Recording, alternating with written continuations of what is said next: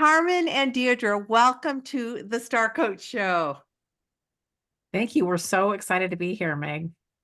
Yes, we are. And we have a super exciting topic. We can't wait to dive in. Exactly. So here at the Star Coach Show, we talk about lots of things that give strategies, tools, and resources to help coaches flourish, to help all of us communicate better, pay attention to our mindset, all those kinds of things that make life a better life to live.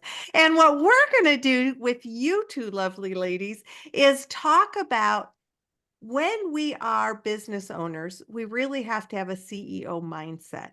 And there is a lot involved in that, which we will talk about. There are stages of business that we're just going to be laying out sort of a success plan for, are you stepping into this concept of being a business owner after maybe having years being in corporate world or not in business at all, and now you're like, you know what, I'm going to be a coach and I'm going to hang my shingle and I'm going to have a business. And if that's the case, we want to help you thrive. Correct? That's exactly right. All right. So when we think about the CEO mindset, where do we want to start? Well, we like to break it down into three phases. So we call those the startup phase, the fix-up phase, and the grow-up phase. So we will start with the startup phase. Sounds good. When we think about the startup phase, what do we think about? Yeah, well, let's first talk about what CEOs do or don't do. CEOs don't guess, right? When we become a business owner, we automatically, by default, become a CEO, but we need to step into becoming an intentional CEO. And what does that mean? CEOs, when you think about it, even if you're a solopreneur and it's just you running your business, there's actually two entities there. There is you and there is the business. And as the CEO, you have a stewardship over the business to ensure that it gets everything that it needs so that it can be successful. So it's really helpful to step into the CEO mindset because it can remove the emotion. It allows us to step back and look at things through a different lens and take control and be strategic. And that's really what we want to do.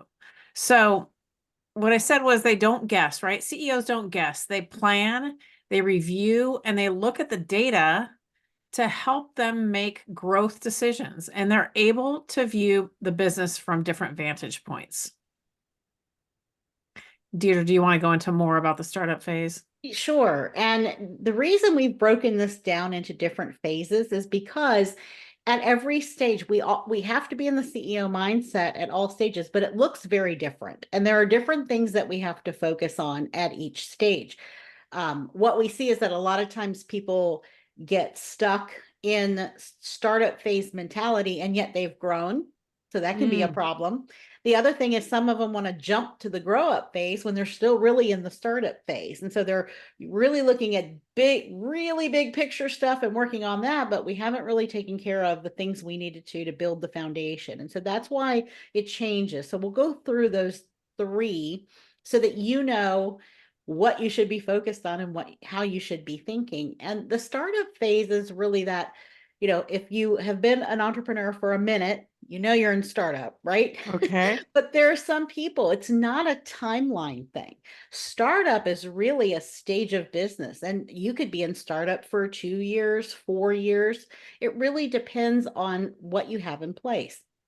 So, we're not going to attach a number to it. A lot of people do. They go, oh, well, if you're under 100K, you're in startup, and it's not necessarily true.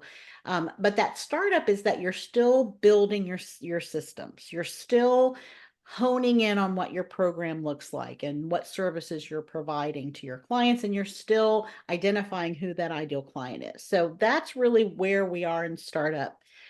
And one of the things that's really important is to set aside the CEO time to plan, to do this planning that Carmen talked about. And it's much easier to do it in the startup phase and establish the habit because you're going to have to keep doing it. And in fact, So, the so yeah. let's just lean in on a couple of those things so that people who are listening. So if you were in startup, you're still sort of identifying who is my ideal market, what is the service that I'm providing for them, or the many services that I want to provide for them. So when you were talking about the CEO, that you have to set that side a time at aside. And I guess I'm wondering, even though it might be stretching out of our bounds a little bit, so share that if you ladies are like, no, we're not going to go there. But one of the things that there's probably many different hats that a solopreneur wears. And so when you were saying, Deirdre, like this is the time to set aside for your CEO time, understanding that the CEO time might be different than what are some of the other hats that a solopreneur would wear? Well, there's Yeah. about go ahead, Carmen. Well, yeah, I was going to say that. I mean, there's marketing, there's sales, there's um, development, research and development. There's all kinds of hats that we wear. We wear every single hat. If you think about when you're an employee at a corporation, if you've had that experience, you're focused on one piece of the pie. Well, when you Your start your own job. business, you are responsible for the entire thing. So And it's a I'm lot. aware of that. I just wanted everybody, if anybody's listening, thinking, but what does that? I just wanted to maybe validate for you. I get that you're wearing lots and lots of hats. And so when Carmen and Deirdre are saying, so set aside this time, this is sort of when you're in the visionary leadership kind of role and you're getting clear about who do I serve and what do I want? What do I want to offer? And so I'll turn it back over to you, but I just wanted to be, like, this is the lens that we're looking through right now is about this aspect of your business. We know that you've got 52 bazillion things that you're doing. We're looking at right now when you're in that sort of visionary leadership, how am I manning my ship moving forward and sort of steering? Mhm. And I think one thing, Meg, one phrase that can help really kind of define this is that this is time you're working on the business. You are not working in the business. These are the two different roles, right? When we're service providing, we're working in the business. When we're posting marketing, we are working in the business. So some of these, a lot of the hats, it's the doer hat. It's not the planner hat. And the leader hat. And so I think that's really the differentiation. And this planning that we're talking about actually makes the 52 billion things, it cuts it down to only 2 billion, right? We can get rid of the other 50 when we've planned properly. And so we can't do everything. We want to, but we can't. And so we really suggest that you start with the annual plan. And I think everybody's familiar with setting the annual goals, and we set those for the year, but a lot of times that's where it stops.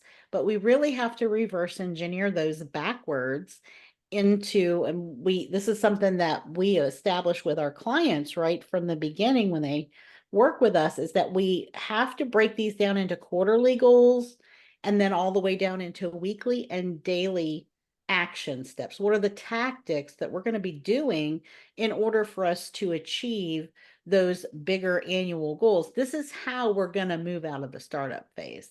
Okay. So based upon what you said earlier, the things that I'm thinking about and doing as a CEO are a little bit different: startup, fix up, grow up. And I would also assume, and please correct my assumption, it is that the tasks or the things that we're doing might be different in each of those phases, but they might not be. I don't know. You've got me in a quandary. So what do you think about that? Yes, a lot of this pulls through from startup to fix up and grow up. So what Deirdre's talking about is setting aside CEO time. That's the first thing we teach our clients is you need to set aside, 2 to 4 hours a week that you are just sitting there planning the things, the marketing for your business, the initiatives, what kind of offers or services Do you have any new ones? What we want to get to is where we have rinse and repeat. And we'll get into this a little bit more when we get into fix up. But when you're in startup, you're still really testing the waters. And I will say that entrepreneurship is all about experimentation and testing. It's all testing to see what works. And so the best thing you can do for yourself if you are starting out is to get into that mindset of, I'm just going to put this out there and test, and then I'm going to look at how did that work? What worked and what didn't? That's what we're talking about when we say the CEOs, they plan, they review, and they look at the data. Well, the data is, I'm going to put this thing out. I'm going to create this new offer, let's say a new service or a program or whatever it is. And I want to put it out there. So I'm going to then look at what steps did I take to put it out there? How well did it work? Did it meet the goal that I set? I wanted to sell 10, let's say. How many did you sell? Did you sell 0 or did you sell 3? If you sold a few, then that's good. It validates, right? The minute that we can sell something, we validated that it is something people want, but we can always optimize. And so startup is kind of, we're in the testing phase. We will, of course, always test, but this is where you get used to the idea that things are not going to be, there's no finish line, I should say. You're testing all the time. And we want to learn not only how to plan for our business, but the business of business. That's something that Deirdre and I are very passionate about, because Deirdre is a CPA, so she's worked with businesses of all sizes for decades. And so she understands how to look at a business model and say what's working and what's not. But if you think about what happens when we come out into the online space, particularly as a brand new, shiny entrepreneur, we don't know a lot of things. So we start taking all the courses, right? We learn this and we learn that. We might learn copywriting. We might learn marketing. We might learn how to do video editing, whatever it is. And all of those are skills. But even though those are growing our knowledge base, none of those things are teaching us the business of business. And that's where Deirdre and I come in with our clients and help teach them that aspect of it. Okay. So we're setting aside 2 to 4 hours a week to have that visionary, to make the plans for our business, to plan our launches, to plan. And is that also that 2 to 4 hours? Is that where we're sort of processing our learning, or is that on top of, because let's say we do something and then we're getting data in, so we've got to take time to kind of look at that data and say, okay, what did I learn from this versus I didn't get the 10 I wanted, so I'm never going to try again, which is what I hear sometimes. And I really encourage all of you who are listening, if you can have this learner cap on when you're in this startup phase, when you realize that everything you do is going to teach you something, and we just need to take the time to apply what you're learning and then tweak what you're doing. That is such a important point, Meg, because in startup, you do give up too easy, right? Too fast. And we like to always say that you have to run something often enough and long enough. And of course, there's, we can't give a blanket answer for that, but we did come up with a rule, because everyone says, well, how long is long enough? So we have the 6-6 rule, and it's either 6 months or 6 times. And that can really be applied to anything, whether it's a workshop that you're running, whether it is a program that you're launching, whether it is a certain kind of theme, a marketing theme or plan that you're putting into place. We really have to run it to get that data. And yes, you're correct. That CEO time, it is the time we set aside to review those metrics. And it's interesting how it is the hardest thing for everyone to do, is to set that time aside, because they're like, but I should be, and I should be. Mm-hmm. So we're shooting on ourselves instead of CEOing. That's right. Exactly. So then we what want else? to, Yeah, go ahead, Carmen. Well, I was going to say, so when we're looking at metrics, we're going to start looking at leading and lagging metrics. And this gets a little bit more into the weeds on data, but it's important. We want just to have you understand that certain things that you do are leading metrics, like recording a podcast episode, sending out email, posting on social media. Those are leading metrics. Lagging metrics are how many sales did you make? How many people did you get that signed up on your list? So the difference is, what are you doing to achieve a result? And what result did you achieve? And we need to look at both of these things, because we need to understand that the actions we're taking are getting us where we want to be.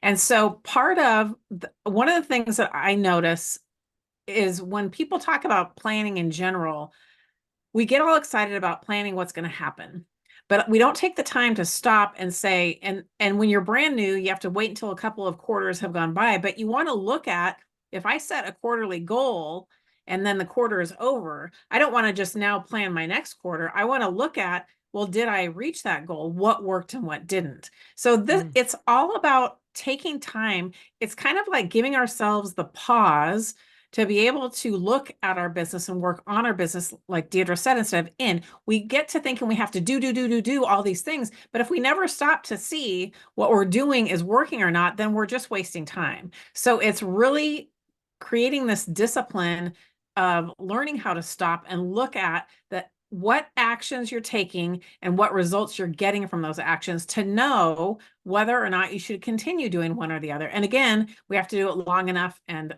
frequently enough so that we know. So good. I'm wondering, is startup CEO the most difficult CEO role, if in your opinion, of the three areas? I'm sure each has their own challenges, but I just wonder if startup is the hardest. Yes and no. It's the hardest when it comes to not doubting yourself, right? And into gaining the confidence that you need to help your business thrive. So that part is the hard part. However, you have all this passion and energy and momentum going for you, right? And so that kind of offsets that piece, because you're just bound and determined that this is going to happen and you're going to do whatever it takes. And so then we kind of flip-flop that when we get into the fix-up phase. In the fix-up phase, all of a sudden, we look around and go, I've got momentum going and I've got stuff happening and I'm making sales, but now it's kind of getting a mess and I'm running out of time. And I know, and this is when it really gets challenging to keep your CEO time, because you've got fires burning all over the place and you've got to be over there, putting them out, or at least that's what it feels like. So that's why we say establish that CEO time from the beginning.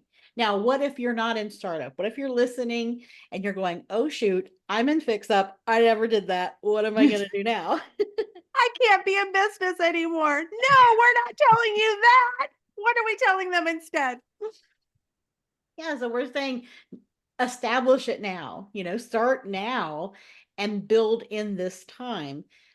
Because as you move through these phases, there is less time for you to have this CEO time, because you're making sales, you're providing services. And so that's the part that gets even more difficult, is to carve that time out. And it isn't that we don't have the time, it's we don't feel we can afford the time. But really, it is, again, it's the opposite is true. If we don't have that time, we're going to pay for it in the end. Okay. So it's almost like you can't afford to not have this time. Exactly. You've got to make the time. Yes. And that's why we love this topic, is because it's something that people don't stop to think about, or they don't realize. And so when you're in the fix-up phase, this is when, as Deirdre said, you're making sales, you have an offer that's selling. Now you need to look at what is working and what is not. And then you want to work on optimizing, honing in, and creating a streamlined system for rinse and repeat ease. Because as Deirdre mentioned, now you're getting more busy, right? It might still be you. Maybe you've brought on a virtual assistant or some other person helping you, or a couple of people, and you needed that because now you're making sales. So you have more customers and clients to serve. So we have to leverage our time. And how do we do that? It's not really about necessarily hiring more and more people, because then you're going to eat up all your profits. We need to create a streamlined system for rinse and repeat. So this is where it's really important to start looking at things, if you haven't already, and look at what is working and what's not. And do I need to continue doing this thing, or do I not? This is why it's so important, because if we just keep barreling forward and we keep adding things onto our plate, we're just overloading ourselves and nothing is optimized. Nothing's going to work to the best of its ability. How difficult do you find it is for entrepreneurs to see this themselves? Or are they so in the weeds that, I mean, I'm a big advocate that coaches need coaches, but in the work that you've done with business owners as a whole, how difficult is it to raise your head up enough above the weeds to be able to see the picture that you all are talking about? It's very hard. You see the weeds, right? But you don't see the way out of the weeds. Like, you're just like, I'm just going to keep going because eventually I'll get out of the weeds. But yet you're doing the same things again and again and again. And so it is very difficult. And you just don't know, like, how do I get out of this whole thing? Like, it's almost impossible to see, because you've never been here before. Right? You don't know what's coming next. You don't know. And because you're experiencing different challenges than you did in startup, we always feel like we're making a mistake, right? When things get hard, when things are not working like we think they should, we blame ourselves. We're like, well, I must be doing something wrong. But it's not that you're doing something wrong. It's growing pains. We all have them. And we we always say that when there's a new level, there's a new devil. Right. You already took care of the devil that you knew back then, but now we've got a new one, and we're not really sure how to do it. And this is when having that outside perspective really helps, because in the fix up phase, that's why we call it fix up, because it feels like things are broken. And it isn't necessarily that they're broken, it's just that they're not optimized. And we don't have the systems in place that are going to sustain us. And these systems have to also be put into place, because if we don't, we're never going to get to the grow up phase. Because Okay, so that's Yeah. a great point. And one of the things I noted when you were sharing, I thought, we haven't really indicated, how do you know you're moving from startup to fix up? Like, what are some of the things that we talked about? What indicates that you're in startup? What indicates that you're in fix up? Well, that's where you are making sales. So you understand who your audience is. You have a better understanding. I will say that understanding our audience, and we like to say we want to speak to our audience on an emotional level. It requires constant market research. It requires constantly being in touch with the people to know, because things evolve. So let's just use like a health coach, for example, who helps women over 40. Well, that's a demographic, but you kind of have to understand the psychographics, right? So when you are making sales, it means that you've validated that what you're putting out there is answering the need of these people, whoever they are. And so that's when you're in fix up, because now you're making sales and it's like, okay, I've got some traction now, but now what do I do? And a lot of times people will look at adding more and more different offers on, and there's a place and time for that. But really what we love to talk about is honing that one thing. The one thing you're doing, go deep instead of going wide.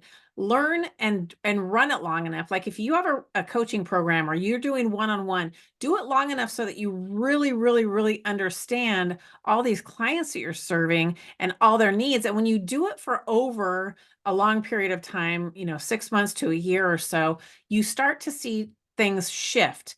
The time of year causes shifts in our ideal audience.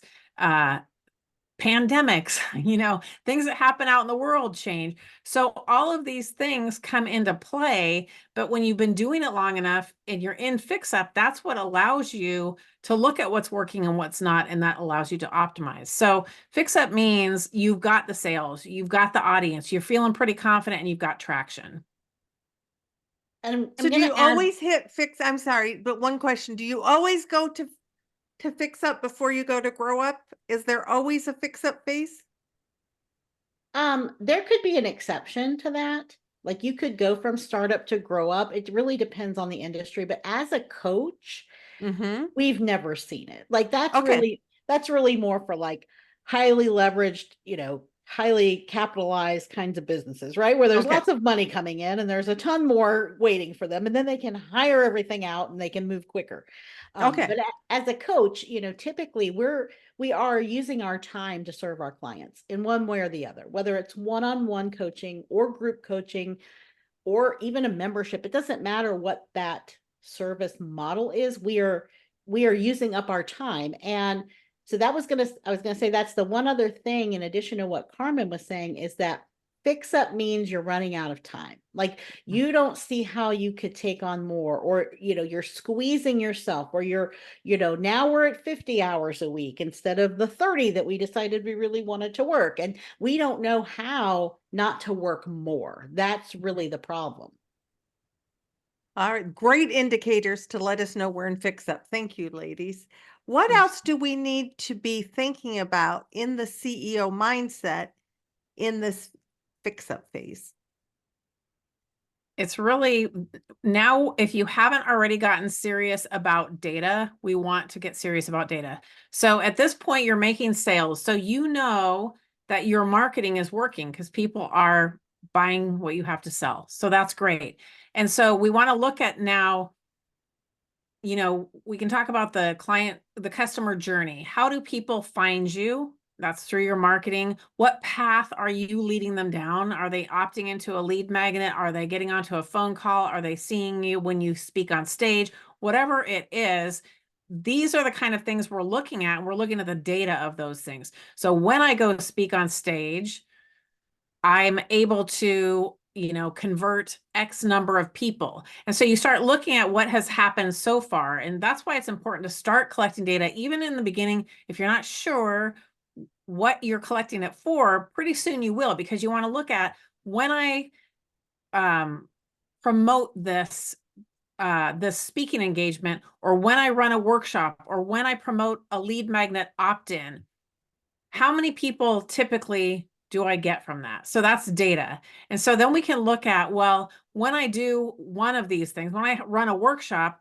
I usually have a 20% conversion rate, which is great. So that means how many people do I need to get to my workshop to enroll in my program to keep me financially where I want to be? Because all of this ties into our financial goals, right? And Deirdre can speak more on this, but it's not just about I'm making sales. Now it's looking at, well, how much money does my business need to run profitably and seamlessly? And as I'm growing, we kind of have to step out of where we are now, and we have to be able to future cast. So if you're in the fix up phase and the thing that's happening is you have a time crunch, which is typically what happens, how many people do you need to hire?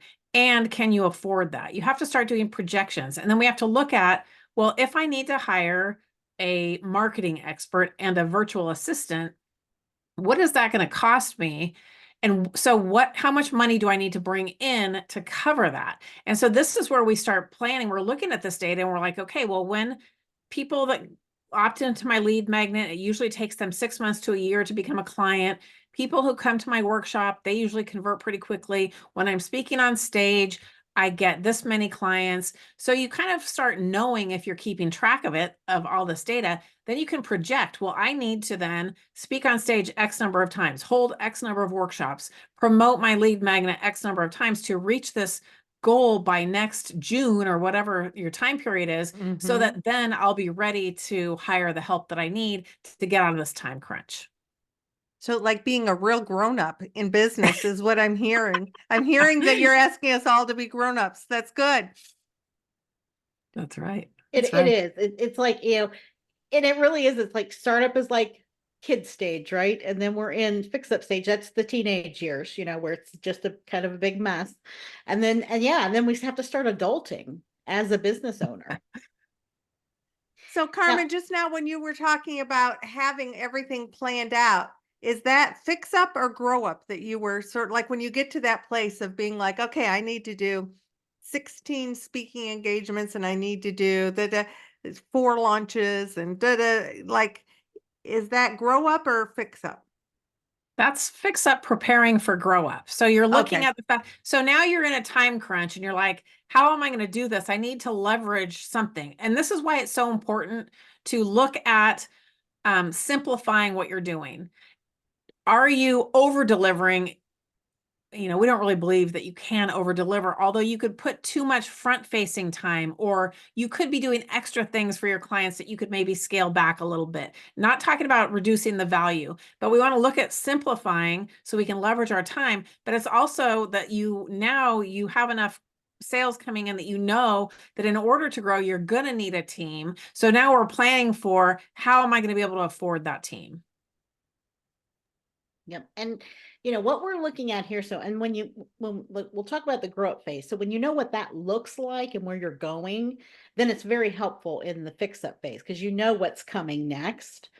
And in this grow up phase, you're constantly asking yourself the question during the CEO planning time that you're committed to doing is, 2 to are 4 you, hours a week, you're committed to this. that's right. You have to ask yourself, am I doing the high value things that only I can do? Like that is the magic question. You can actually start asking yourself that question and fix up, but it's crucial in the grow up phase because as we talked about earlier, our tendency is to just do more, and add more, but we really have to begin subtract. We have to either delete it or we have to delegate it. That is it. Those are the only two options. And without that data to inform us, we can get into grow up phase and quickly revert back to fix up phase because we just made another big giant mess of everything because we are not future pacing ourselves, right, to where we need to be. And so and whether you can be a solopreneur forever, but you're going to have some helpers. Like I hear women go, well, I want to make, unless you're happy with, if you want to bring home $100,000 a year, you can certainly do that pretty much all by yourself, anywhere from 75 to 100. But if you're like, I really want to make, I want to bring home 200,000, well, that is very different than selling 100,000, right? Like it's very, very different. And so that's where we need some guidance on someone who knows how are we going to structure this thing, because it's not intuitive. This is not something we can intuit our way into. We have to have a real plan and a real business model and know, like Carmen said, we have to have this pricing properly. We have to have the right kind of programs in place that are going to give the business what it needs on the revenue side. Because a lot of times we are like, well, I'm going to do this group program and I'm going to charge a low rate because I want to get a whole bunch of people in there. And that's great. But a lot of times that pricing model, no way in the world, you're going to have to get like 300 people in your program to support it. Like that's not going to be easy to do, right? Unless you're like ultra famous already, it's going to be really hard. So I think that's one of the big things is getting used to this idea. And fix up, just like being a teenager, we're practicing some adult skills, right? And so we are practicing some of these grow up phase skills that we're going to need. Good. Okay, so I feel like we were sort of hovering between fix up, grow up, and you shared a little bit about what grow up looks like. What else do we want to know about grow up? Well, grow up is where we're going to, as Deirdre said, we're asking ourselves, if we haven't already, am I doing those high value things that only I can do? And in order to be able to say yes to that, we have to delegate the other things to a team, right? This is where we add people, and it could be one person, it could be up to 10. It depends on your business model and what you're doing, but we need to figure out what's going to work for what we're doing. And that's why in Fix Up, when we're looking at this, when we start, and this is what people listening might think, well, what am I going to do for 2 to 4 hours a week, every week in the CEO time? Like, I don't think I can fill that much time. Well, as you start going, and when you do look at data, and you start projecting about where you want your business to go, that starts giving you things to look at in a different way. And we like to look at things from different vantage points. When we talked about being in the weeds before, if we don't take time to do the CEO stuff, we're in the weeds, we're down at the bottom, we're on the ground level, and we're doing all the work and we can't see the forest for the trees, right? But we have to elevate ourselves out of that to look at, well, where am I taking this business? And you start doing that in the fix up phase. The grow up phase is like, well, this is where I want to go. And it doesn't have to be that I want $1 million business. It's whatever's true for you. But we need to now lay the plan to get there. As Deirdre mentioned, you have to have a real plan. It can't just be, I think I'm going to do this, or I'm going to do, I'm going to guess here, because it's not going to work that way. So basically want to make sure that we are growing the team. We're doing what we need to do. Gosh, I just lost my train of thought. I was going to say something. Deirdre, do you want to add something? And if I think of it all. Sure. add it So this is a lot of people kind of give different definitions, right? If you're in the growth phase of your business. And we hear a lot about scaling your business, right? It's a buzzword. Everybody talks about scaling your business. And so what scaling means is that your revenue is outpacing your expenses. Okay. It doesn't mean you're not going to have more expenses. It means that the revenue is growing at a higher rate than those expenses are. And it is the inverse. If you think about startup, what are we doing? We're spending a bunch of money and we're not making anything, right? That's typically how we all start. Then when we get to fix up, we're sort of balancing it out. We're like, okay, I'm covering expenses now with sales instead of my own money. And so this is awesome.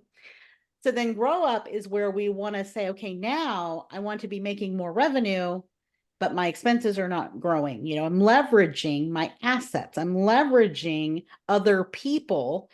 And so this is where that revenue modeling. And so then we have to get a little geeky here, or you have to hire a geek. Okay. One or the other, either you be it or somebody else has to be it. But this is where the financial modeling really becomes key. And we have to understand at least enough.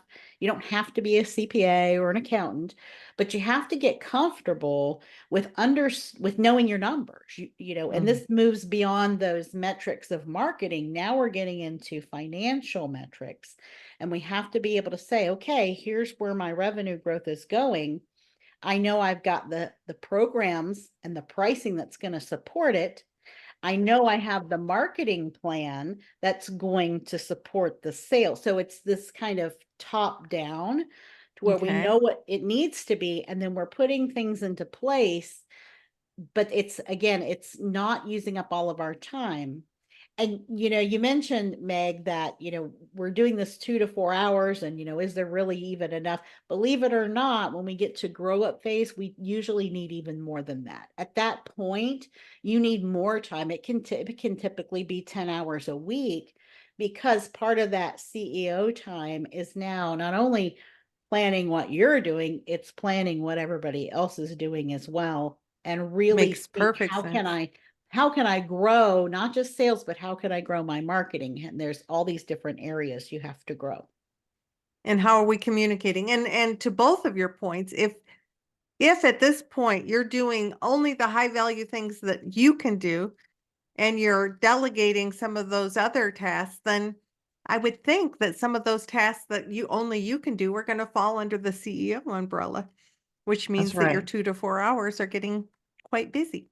Exactly. And one thing I want to say too is, we're talking about this kind of in a linear fashion, and nothing about business goes in a linear fashion. So when you think about the line of startup, fix up, or grow up, think of the stock market line, because you can get into fix up and something might happen. I don't know. Well, 2023 is a great example. We've gotten so many emails of people who have had to drastically change their business model.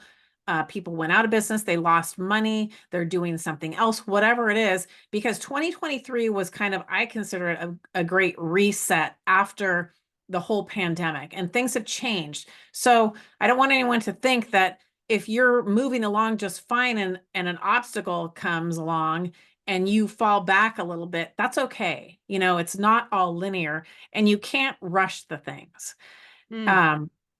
The other thing I was going to think that I forgot that went out of my head a second ago was when we're talking about the startup phase, the thing that's so important all along is that you really know who your ideal client is. And in startup, when we're working with clients, and I'm going to speak from like coaches and consultants, when you're working with clients, you're gathering so much data. Like you should start gathering ideal client language. We talk about that with our clients as well. We want to know exactly in their words what is happening, what they're feeling, what they're wanting, what their challenges are, so we can use that in our marketing. So when you think about the fact that you are kind of on market research all the time, as you're doing that and you're working one-on-one and you're really getting to know a wide variety of people on a one-on-one or a small group level, that kind of stuff, when you do that for long enough, and I'm going to say like 1 to 3 years, you've been working with these clients and you see ups and downs and you see world events affect your business and all of that,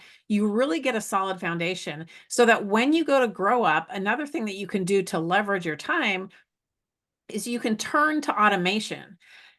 We can turn to courses, we can turn to programs, and not that you can't start out that way, but in order to really be successful, we have to know what really matters to our ideal clients. So when you put in that time of rolling up your sleeves and working with people, and some people love it anyway, and we want to keep doing it forever and ever, but you can also then add and supplement the one-on-one time you have or the client-facing time you have with products, courses, standalone things, because you've done all that work up front, what works. And so it helps in your marketing and all of that. I think something that when people get into, at least in the online space, they get lured by the idea of the laptop lifestyle, or I'll just create programs and sell those. And it's a great idea and it can work, but you have to know what the pain points, the goals, the aspirations of your ideal client are intimately, so you can speak to that in your marketing and so you can solve the problem with these standalone things, because it's much harder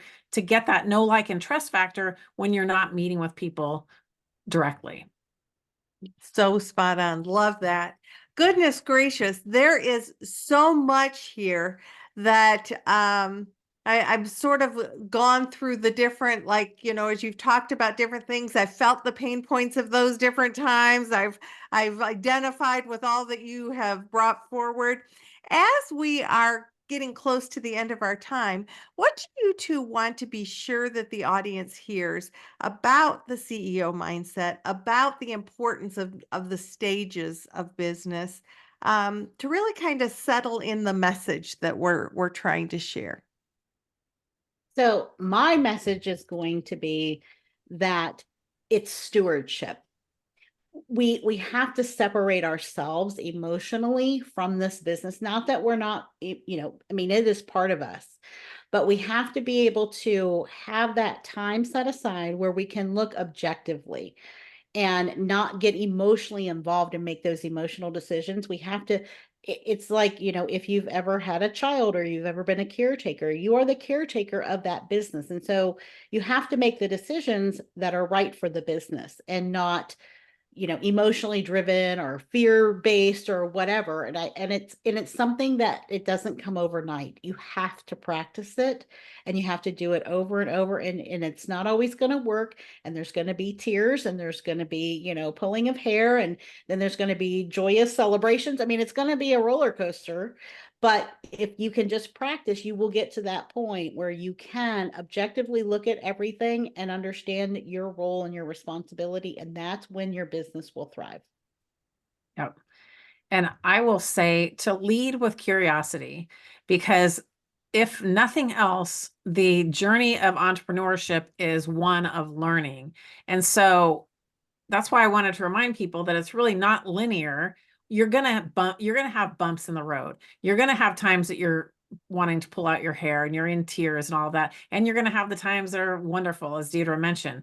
So if you're looking at it as, okay, this didn't work out, or this was an epic failure or whatever, why was it? Let's look at the data and find out, what did we do?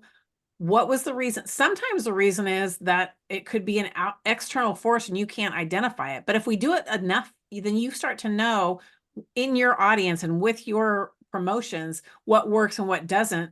And that's why it's important to also not go, well, that didn't work, I'm not going to do that again, on to the next thing. It's more important to run it 6 times or for 6 months so that you can actually see what's working and what's not and why. So it's leading with curiosity. If you put yourself in the shoes of, or from the vantage point of a curious learner, then everything is an experiment. It's like, oh, I wonder why that didn't work. Let me see if I can make it better. So it's not a reflection on you. And I think a lot of times we, especially as women, get Take it so emotional. personally. We take it Yeah. personally. Like So it's a personal rejection versus like, okay, exactly. if you can be a little objective and look at it, and you've given such great ideas, both of you, about like you're a steward of this. You're watching this grow. So are you overwatering? Is it not getting enough sun? I mean, like we don't need to throw the plant out. Let's try to Right. make it grow. Exactly. So good. Ladies, we will have links in the show notes for people to know more about what you do and the things you offer. I am so grateful that you both brought your expertise here forward. I can tell you are a dynamic duo, and I am so grateful for you bringing this really kind of challenging us to think about how are we thinking about our business? Are we giving ourselves the same grace that we give our clients too? So thank you for that. Thank you so much for having us. It's a great conversation. Yes, absolutely.